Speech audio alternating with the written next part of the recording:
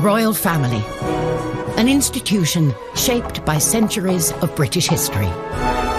From state occasions to grand weddings, every aspect of their lives is governed by traditions. For the nation, they provide spectacular moments.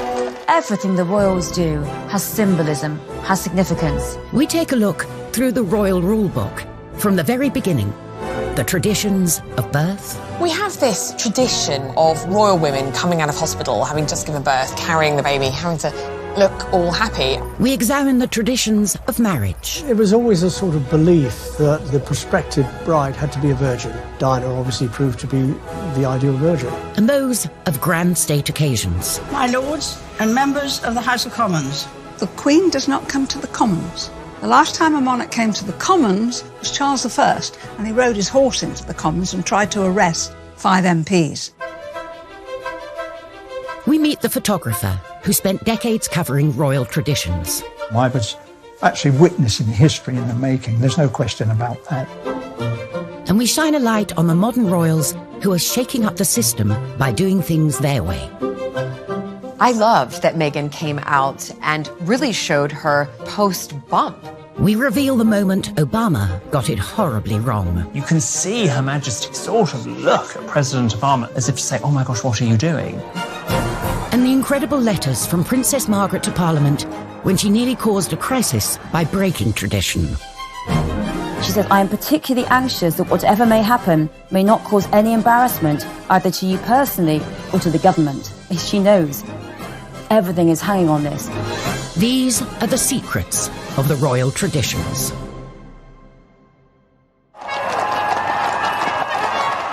Royal traditions take centre stage in our nation.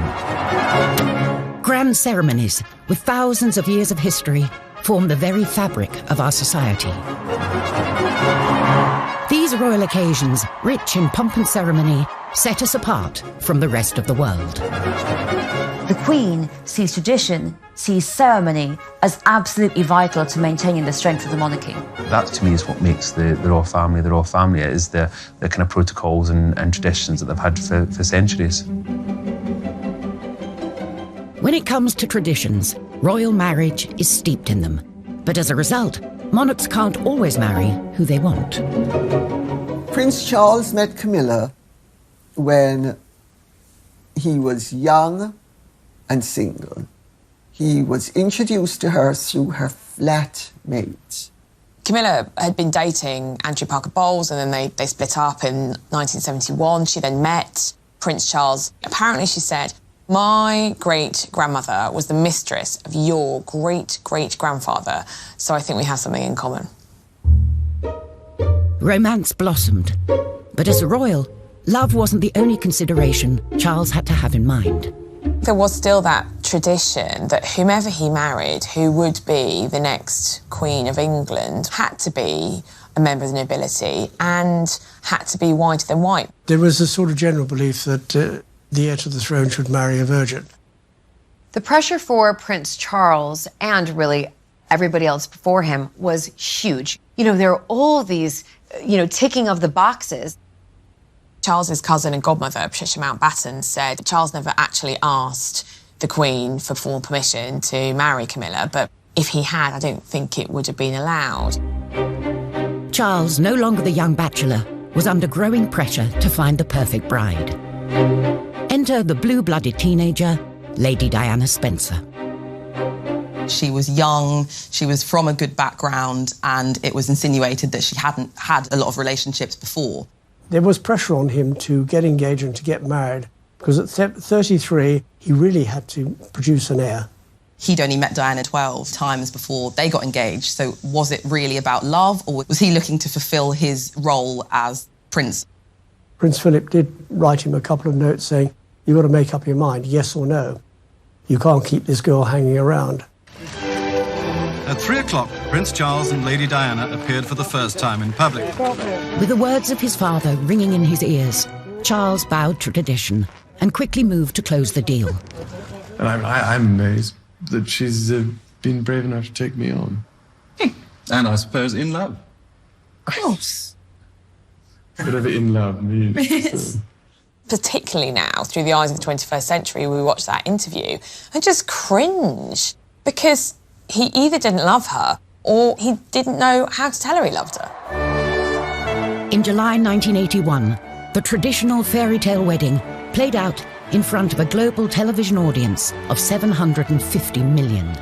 But both, in fact, had reservations. A couple of days previously, Diana had had supper with her sisters, and she said, I don't think I can do it, I don't think I can go through with it. And one of them said, "Bad luck, Dutch," the nickname for Diana, "Bad luck, Dutch, your face is on the tea towel now, you've got to do it." And she already at that point thought that Charles had a mistress in Camilla Parker Bowles, and of course, she was right. Tradition, which brought the two of them together, was not enough to save the marriage, which ended in separation in 1992 and finally came to a close in 1996 with divorce. The traditional way of doing things just didn't work. If Charles had been allowed to sort of pursue who he wanted and marry who he wanted, it would have saved Diana a lot of heartbreak, and it would have saved the whole family a lot of heartbreak. Coming up, the very special christening gown, passed down through every royal generation for over a century.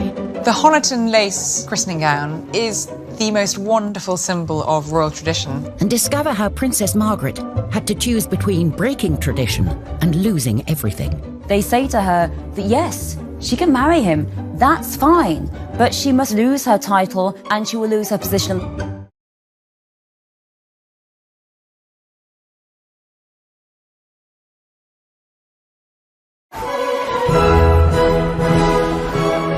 Royal traditions. They don't just make for grand occasions full of pomp and ceremony. For the Queen, they're an important reminder of the link between God and the monarchy. The Queen is head of the Church of England. She's Supreme Governor of the Church of England.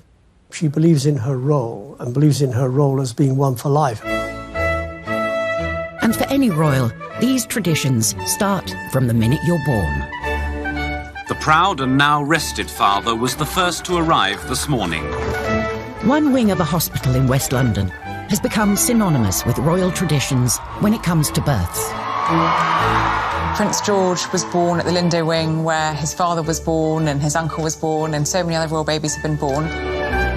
Kent Gavin covered every Lindo Wing photo call for over 35 years, starting with Prince William. Well, we went down there, anything up to, I think it was about 2 weeks prior, because we weren't exactly sure of the date. Police had to put barriers up, and the roads were sealed off, and we used to chain our step ladders so that they could not be moved. And you wrote your name bit on felt, Kent Gavin, Daily Mirror, or whatever it was.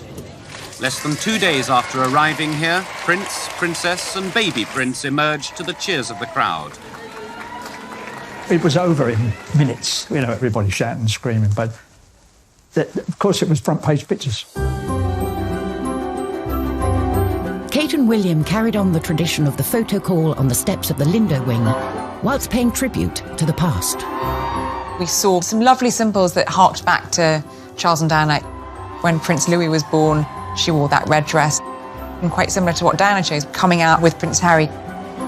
So there are nods to what has gone before, tradition-wise. The Duchess looked somewhat tired, but very happy in a beautiful red dress and high heels. I mean, we have this tradition now of women, royal women, coming out of hospital, having just given birth, carrying the baby, having to look all happy. Because, of course, previous to this, women had home births. The Queen had all of her 4 children at home, so you wouldn't actually have seen a royal woman, a royal mother, for some time in public. Newcomer to the family, Meghan, decided this was a custom she would sidestep. Meghan didn't want it at all. I mean, she's changed the rule book totally. I don't know whether she went and did it because just changing tradition. She didn't want to have that frenzy. Like Meghan, Julie Montagu married into the British aristocracy, and she doesn't see the appeal either. Listen, I've had 4 children. I can't imagine having to give birth and then have hair and makeup done, put on a dress and a pair of heels, and stand outside my hospital and have a photo opportunity. The Sussexes chose a much calmer photo call, with just one photographer in the comfort of Windsor Castle, with a more natural feel. I loved that Meghan came out and really showed her, her post-bump. Your stomach does not go right back in 2 days later. It takes a lot of time. So I think for women all around, it was a breath of fresh air to see her come out and look like that. Perhaps this modern tradition of showing the baby within days of being born can be traced back to a curious incident in the 17th century, during the warming pan scandal. In 1688, there were wild rumours that James II and his wife, Mary of Modena, had not actually had a child. James II was hated because most of the country was Protestant and he was Catholic. His second wife, Mary of Modena, fell pregnant. After not being able to have a child for a long time, suspicion soared. They basically said that Mary of Modena had a fake bump, and she gave birth, apparently, to a son. But immediately everyone said, no, she did not. She gave birth to a stillborn child, or a girl, and instead it was whipped away, and a new baby was brought in the warming pan. And this was a huge scandal. No one believed that the baby was real.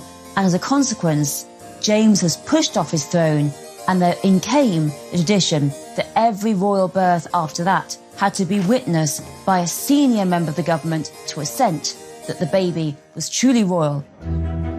Thankfully, no such scandal with the more recent royal births. And when it comes to traditions, first on the royal baby to-do list is the christening, where everything down to the gown has a story. So the Honiton lace christening gown is the most wonderful symbol of royal tradition when it comes to royal babies. It was the christening gown that Queen Victoria and Prince Albert had made for their first child, Princess Victoria, for her baptism in 1841. Made of fine lace from Honiton in Devon, it was used as the christening gown for every king, queen and minor royal for 163 years, including our current queen, for her christening in 1926, and Prince Charles in 1948. Here is the first picture of His Royal Highness Prince Charles of Edinburgh, second in the line of succession, just 4 weeks old.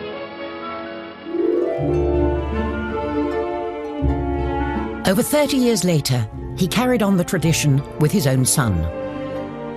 Granny was christened in this. Great-granny. And I was. Look, I was christened in this. Looks remarkably well despite it, doesn't it? The Victorian gown finally took one too many royal dribbles. And then in around 2004, when Prince Edward and Sophie Countess of Wessex's firstborn, Lady Louise, was wearing it, the Queen noticed that it was looking quite fragile. And she commissioned her dresser, Angela Kelly, to make an exact replica of it to be worn by future babies. And since 2004, the gown has been worn by every royal baby, right up till Archie. As well as the gown, a big part of the christening experience is the all-important pictures with the family. Kent Gavin was handpicked by the palace as the only photographer for Prince William's big day in 1982. On arrival at the palace, I was given a list of the running order to which I could expect the photo call to take place. And the first one was Diana and Charles, and the only thing was that William's crying his eyes out. But Diana had the solution to that on and off during the photo call, and that was to put her little finger in his mouth. About 3 minutes had taken place before that picture was taken because of William hollering and hooting. But then, as it was like military clockwork, the Queen came out, Philip, Queen Mother, just sat down perfectly posed. It had all been organised and rehearsed for us. But it was William who was stealing the show, obviously, because of his crying. And normally we would have been present for those sort of pictures. This particular picture was the one that most of us ran on the front page. Many years later, William requested a copy of that picture, to which I sent him, and he sent me a very nice letter in reply. That was the last picture on the actual running order. And I walked across to the Queen. I said, "Excuse me, ma'am, but There is one very important picture missing, and that is the Queen Mother, the oldest and the youngest. And she went, goodness me, how have we missed that, And she called out, mother, mother, and she sat down there. Diana handed William over, and that magic, yes, wonderful picture. And of course the Queen was very grateful as well. She has a whole set of all of these pictures. Royal babies aren't just born into the Windsor family, but into an institution with hundreds of years of strict traditions. In the 1950s, a princess hell-bent on breaking with tradition rocked the establishment when she fell in love with the wrong man. When Princess Margaret was a young woman, she fell hopelessly in love with a member of the household, the equerry to her father, Group Captain Peter Townsend. He'd been a war hero, he was handsome, he was charming, but he was divorced. In 1953, Townsend proposed to the 22-year-old Margaret. But by law, as a member of the royal family under 25, Margaret needed the Queen's permission before she could say yes. Divorce was still a taboo subject. The Queen was forced to make very difficult decisions with her own sister. As head of the church, the Queen felt she couldn't sanction the marriage. She asked Margaret to wait for 2 years, as at 25, the matter would then be up to Parliament. They knew that there was every likelihood that if they bought time, they might be able to sabotage Margaret's relationship with Townsend. But 2 years later, the tradition-breaking couple are still together, and the relationship becomes a constitutional issue. Kate Williams is at the National Archives with files relating to the case, which remain top secret for 50 years. Princess Margaret's 25th birthday really begins this panic and this crisis in government. This letter is amazing. It's written by Margaret on August the 15th from Balmoral, about a week before she turns 25. She's writing to the Prime Minister and she says, I'm going to tell you of any personal plans for the next few months. She says, I am particularly anxious that whatever may happen may not cause any embarrassment either to you personally or to the government. She knows everything is hanging on this.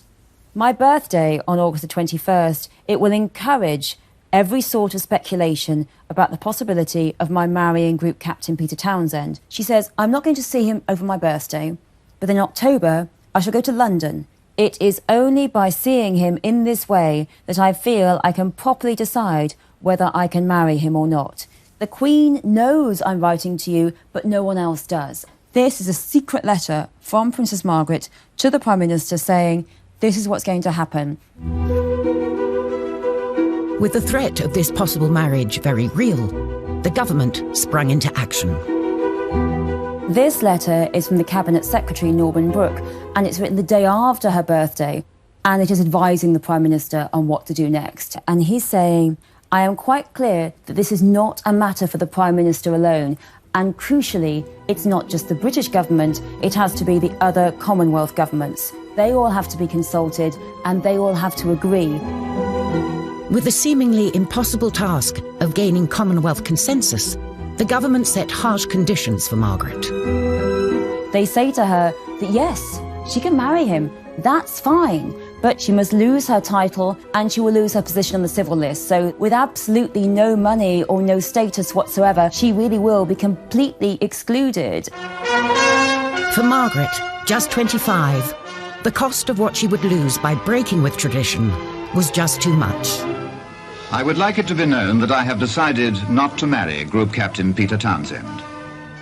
For a princess, love is not straightforward in the 1950s. It becomes about politics, about religion, and about society itself. These days, divorce is no longer a reason for royals not to marry for love, as Meghan and Harry showed in 2017.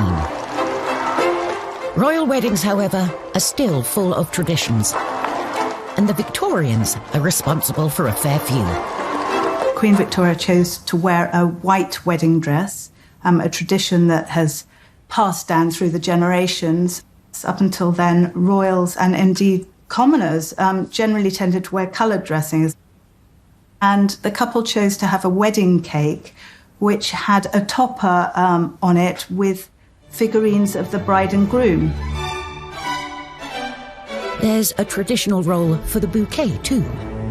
Their eldest daughter set another tradition when she picked some myrtle from Osborne House for her wedding bouquet. And again, it's something we've seen with both William and Kate and Harry and Meghan. The Queen Mother started her own tradition when she put her wedding bouquet on the grave of the unknown soldier in Westminster Abbey. Obviously, she lost her brother in World War I, so she was probably thinking of him. Traditionally, the royals marry in abbeys and cathedrals, like St. Paul's or Westminster. Charles and Camilla were forced to choose a more humble venue. Both Charles and Camilla wanted to have a civil service at Windsor Castle, but they were slightly dismayed to find out that if they had been granted a wedding licence by the local council, that meant anyone could get married, apply and get married at Windsor Castle for the next year. So they scrapped that. And it did mean that we had the heir to the throne getting married in the local registry office in Windsor with, before him, Mr. and Mrs. Smith, and after him, Joe Bloggs and Kathleen from down the road. There's one tradition the nation and the world looks forward to at any royal wedding.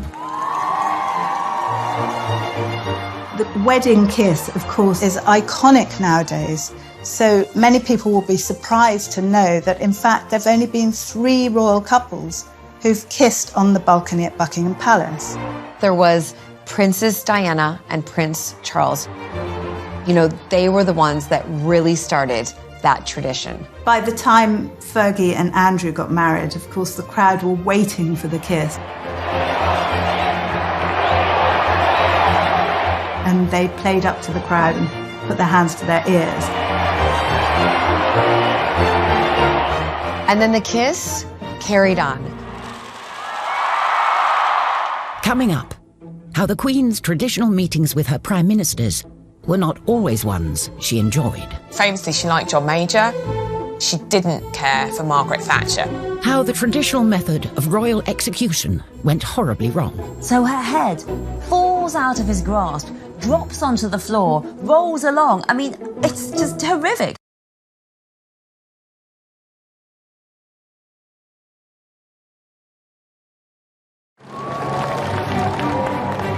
Our Queen, the longest-serving monarch in British history. For 67 years, she's been front and centre at every ceremonial event, from trooping the colour to state opening of Parliament. If the Queen were a stick of rock and you cut it through, you would read duty written on her insides. As head of state, it's the Queen who has to give final sign-off before any act of Parliament can become law. And every year since 1952, she's travelled to Westminster to read out the legislation of her government, missing the event just twice, when she was pregnant with Prince Andrew and then Edward. State opening of Parliament, it's absolutely full of tradition, but each of the traditions means something. So, for example, the Queen does not come to the Commons. The Queen is not allowed in the Commons. She's only allowed in the House of Lords. The Commons is for the Commons. It's for the elected parliamentarians, and the Lords is for the appointed parliamentarians. My Lord, pray be seated. Black Rod the messenger walks down to the Commons, and the doors are shut in his face. And he bangs 3 times on the doors. The Commons are summoned.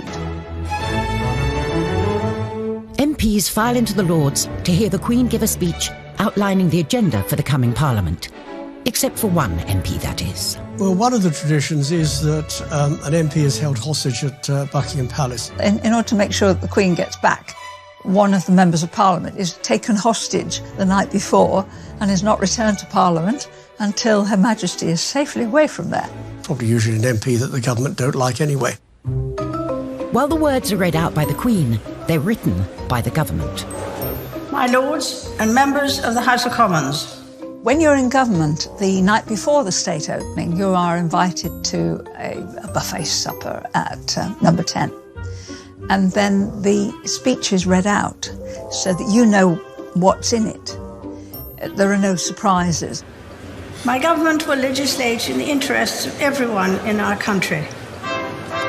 Like all traditions, the ceremonies acted out in Parliament are a reminder of an uneasy past between the monarchy and government. You go back to the 1640s during the time of the Civil War and Charles I's interference with Parliament. He interfered all the time, and Parliament didn't like being interfered with, which is why they chopped his head off. Historically, the axe was the traditional method to get rid of a king or queen. And 60 years before Charles I, his grandmother, Mary Queen of Scots, had one of the most grisly executions of all. You'd think, as a royal, that if you had to be executed, it would be done in a very official and perfect way, but not for Mary Queen of Scots. Mary was executed for treason in 1587. She was given this axe man, and he was so clumsy. First go, he just bashes the back of her head, and she's heard to groan. The second go, the head's still attached. Finally, at the third go, he gets the head off. He holds up the head to shout, "God save the Queen," by the hair. But Mary was wearing a wig, so her head falls out of his grasp, drops onto the floor, rolls along. I mean, it's just horrific. The spectators in this public execution are shocked and horrified. What a dreadful, horrible public execution for this woman who had been known as one of the most beautiful queens in the world. Thankfully, the monarchy is on a more stable footing these days. And as head of state, the Queen carries out her duty by regularly checking in with her Prime Minister. The Queen traditionally meets with the Prime Minister weekly for an audience, tends to be on a Wednesday. They meet for between half an hour and an hour. The idea is that the monarch is briefed on what's happened in Cabinet from the Prime Minister's viewpoint. The Queen's had a business-like relationship with her Prime Ministers, but there's some that she's liked more than others. She was very fond of Harold Wilson. She was very fond of Jim Callaghan. Famously, she liked John Major. She quite liked David Cameron. She didn't care for Margaret Thatcher. Margaret was hugely deferential. She adored the monarchy and would be almost kind of crawling, which irritates a strong personality, doesn't it? And Margaret Thatcher may also have rubbed the Queen the wrong way when, in 1982, she took the salute from the armed forces, a role usually reserved for the Queen. Margaret wouldn't have done anything deliberately to insult the Queen. Oh, no. Margaret was very traditional and would have deferred immediately. So there's obviously been a breakdown of communication somewhere that actually that's the Queen's job. On the other hand, she did rather do this a little bit in her later years. While the rest of Parliament is on their summer break, the Queen hosts the Prime Minister in a supposedly relaxing gateway in the Scottish Highlands. Every year, again, another tradition, every Prime Minister is invited to a long weekend at Balmoral where the Queen spends every... The sitting Prime Minister of the day will very often go up for a long weekend with their husband or wife and spend time with the Queen out there. Tony Blair and Cherie hated it. Cherie talks of being really embarrassed about the servants at Balmoral unpacking all of your bags and you're putting all your clothes away. And I think she famously said that she didn't want to pack contraception because she was so worried about them seeing it in her bags. And I think that's where their youngest son, Leo, was conceived. You know, there's a wonderful story about Tony Blair, the first time he was really talking to Prince Charles as he was Prime Minister. And I was saying, "Oh, what do you want us to call you?" And Charles just looked down his nose at him and said, "You call me Sir." From garden parties to public engagements, between them, the royals meet thousands of subjects every year. Protocol helps ease the encounters and avoid awkward moments for either side. Etiquette and protocol is important for the royal family because it tells people what to do. With the Queen, you would say Your Majesty, followed by Ma'am, and yes, it's Ma'am as in ham, not Ma'am as in farm. And with any other member of the royal family, it would be Your Royal Highness, followed by Sir or Ma'am. If you're a British subject lucky enough to meet the Queen, you're expected to bow if you're a man and curtsy if you're a woman. Now, for men, it is not a bow from the waist at the end, like you would do at the end of a stage show. All it is a gentle bob at the neck, like so. Now, for ladies, you'll do a curtsy. You keep your hands by the side, as straight back, one foot behind the other, and just a gentle bob at the knees. You don't need to do a terribly deep, grand court curtsy, like Theresa May or Margaret Thatcher did. Totally fine 80 to 100 years ago, but today, just a small curtsy will do.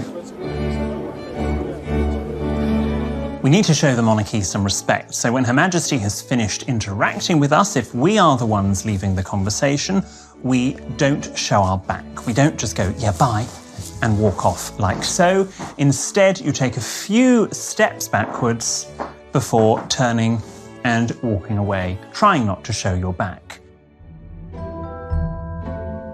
Sometimes, even world leaders get protocol wrong, as President Obama demonstrated when he spoke over the national anthem during an embarrassing moment in 2011. To Her Majesty, the Queen. So President Obama has asked everyone to stand up. So far, so good. He says the words, Her Majesty the Queen. That's all he needs to say. Remember, it's a toast, not a speech.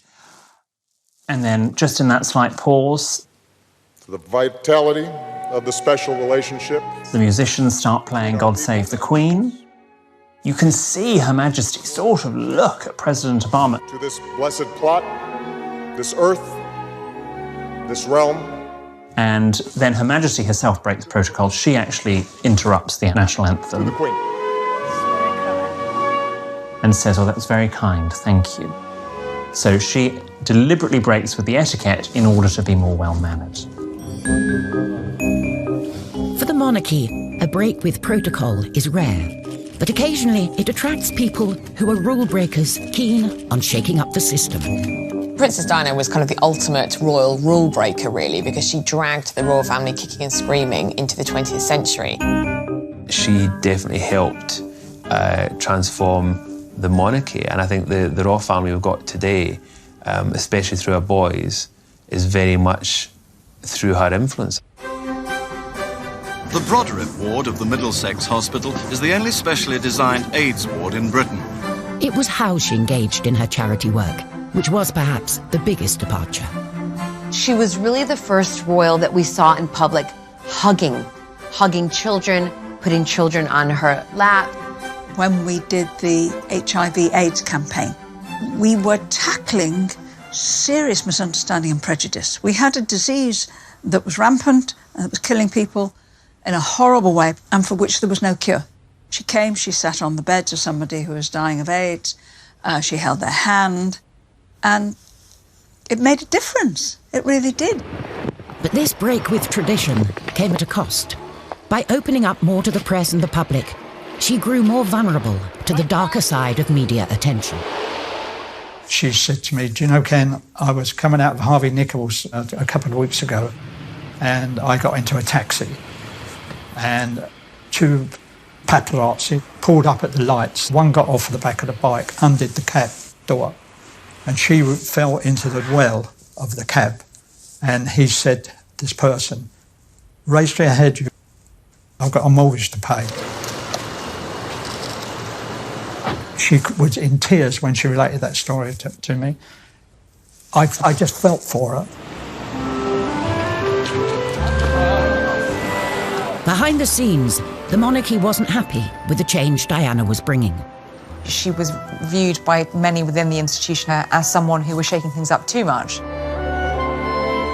We wanted something a bit more safe, a bit more homespun.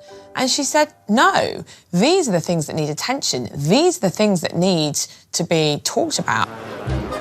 It wasn't just how the royal family operated that Diana changed.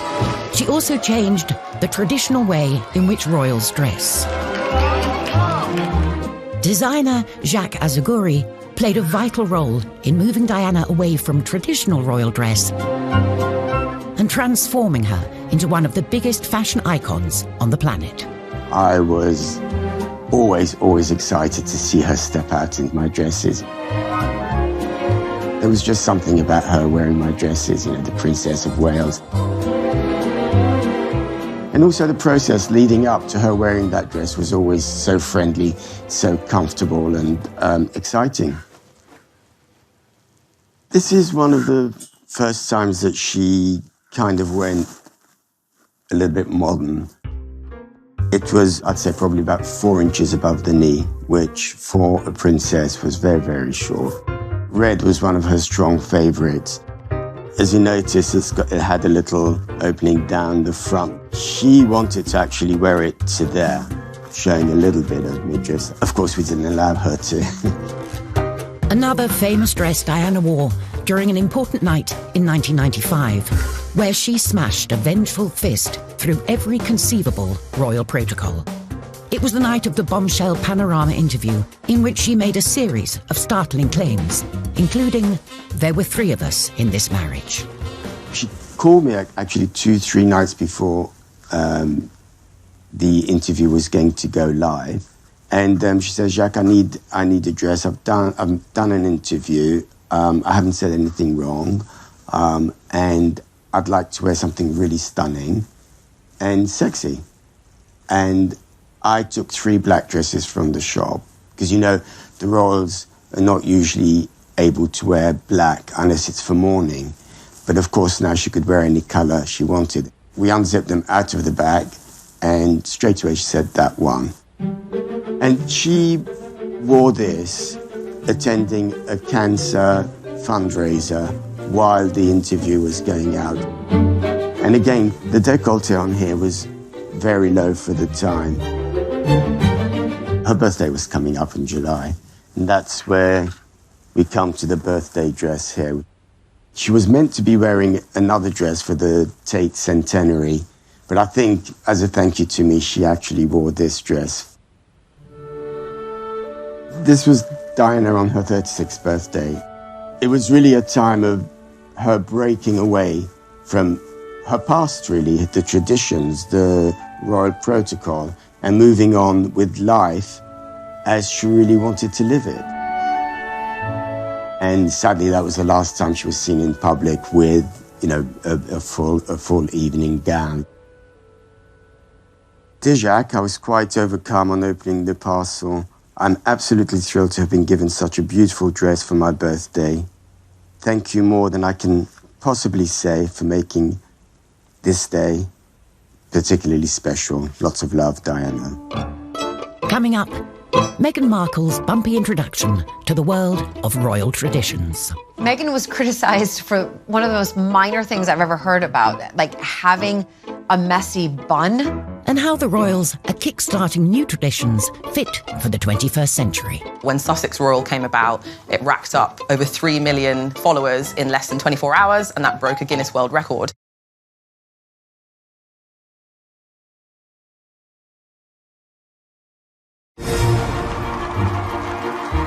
The British monarchy. For over half a century, through change and challenge, they've kept alive traditions celebrating our collective past. The Queen has been the absolute constant. She's lived through the swinging 60s, the miners' strike, the social media age, and she's still here. Now it's up to a new generation to bring the monarchy forward. Meghan Markle is one of the most talked about modern royals. Since her introduction to the royal family in 2016, the headlines have been full of stories of her breaking traditions. Listen, Meghan comes from California, sort of really the land of the free. And then all of a sudden having to move over to this country, marry into the royal family. There's a lot of rules and really regulations that she has to follow. It must be a real shock for Meghan, because she was this independent Hollywood actress doing what she wanted, essentially. And now something as innocuous as her closing a car door, headlines around the world. She's closed her own door. Oh, my God. Meghan was criticized for one of the most minor things I've ever heard about, like having a messy bun. I mean, honestly, please find something else, because I actually thought that messy bun was really cool. Meghan shouldn't have worn black nail varnish. I mean, honestly, there is no protocol on what colour nail varnish a royal woman should wear. If anyone's criticising Meghan for not wearing tights, let me tell you something. Sarah Ferguson, Duchess of York, didn't wear tights. I was at an event as minister where she came to do an opening, and she turned up actually looking scruffy, which is a no-no, because the people who are there, they come to see the magic and the style and the grace of royalty. Kate, who stuck to the traditions rulebook, received the opposite criticism from Meghan when she was labelled robotic. I get to see them privately, the royals, and drinks receptions, and she's actually got a wicked sense of humour. But I don't think Kate feels that she can ever kind of let that show publicly, because that's not really what's expected of her as the wife of a future monarch. The young royals are creating new traditions fit for the 21st century, thanks to the new digital age. The social media development, in the royal family has been a big thing in the last few years. You've seen Instagram accounts. But when Sussex Royal came about, it racked up over 3 million followers in less than 24 hours, and that broke a Guinness World Record. So you can see that there's definitely an appetite for people wanting to know what the royals are up to all the time. And it definitely gives them much more control over the story that they want to tell. For Prince William, being able to take back control is personal. William and Kate rarely allow their children to be seen in public, so their presence here guarantees a media frenzy. I was on a shoot with Prince William. We were talking about how things were regarding his mother.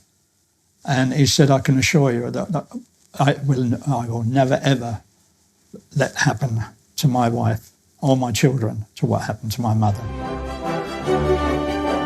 Kate has increasingly taken the tradition of royal photography into her own hands. The royals are issuing and controlling their own images. I'm not on about the public events, I'm on about the birthdays or the special event. You get these lovely pictures that Kate issues. It's taking the sting out of paparazzi, if you like. As is tradition, the monarchy will one day pass over to Charles. I think Prince Charles, in many ways, will be a very good sorbet monarch. He'll be a lovely palate cleanser between what we have now and what we will have in the future. Charles, I think, sees the future of the British monarchy similarly to some of the European monarchies, which have kind of massively slimmed down. We've seen that in balcony appearances. We've seen just the Queen with Prince Charles and Camilla and his sons and their spouses. And unlike the Queen, whose opinions remain secret, Charles has already expressed his views in public on topics ranging from the environment to architecture. Charles, I know that he is itching to get involved in government politics and itching to get involved in lobbying at that level, but of course it's not allowed, so it's going to be really interesting to see whether or not he can hold back. So I can only urge you to think of your grandchildren as I think of mine, and of those billions of people without a voice. What he will find very hard to do will be to curb his statement of his opinions or pushing the government to do things. We don't want the royals to take sides. We really don't want the royals to express opinions on things. Whoever is on the throne and whatever they wish to express, one thing is for certain. These royal traditions, which have been at the very heart of our nation and monarchy, will remain. This is what makes the United Kingdom, this is why we get the number of tourists we do get, because we do have traditions, and our traditions go back historically hundreds of years, and it's important that we maintain them. Royal traditions are like the fulcrum around which the family circulates. Individuals come and go, but the royal traditions are always there. All those great British traditions will remain. That is what makes the royal family the British royal family.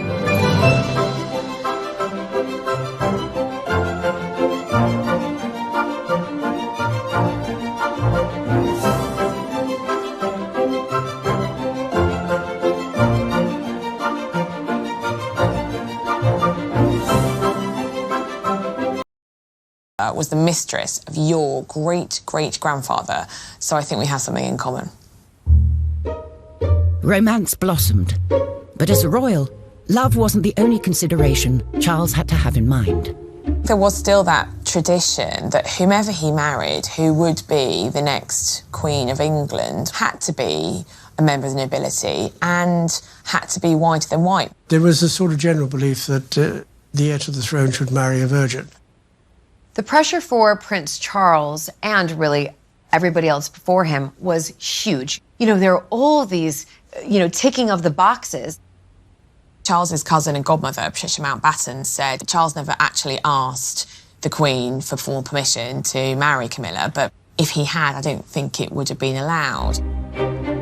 Charles, no longer the young bachelor, was under growing pressure to find the perfect bride.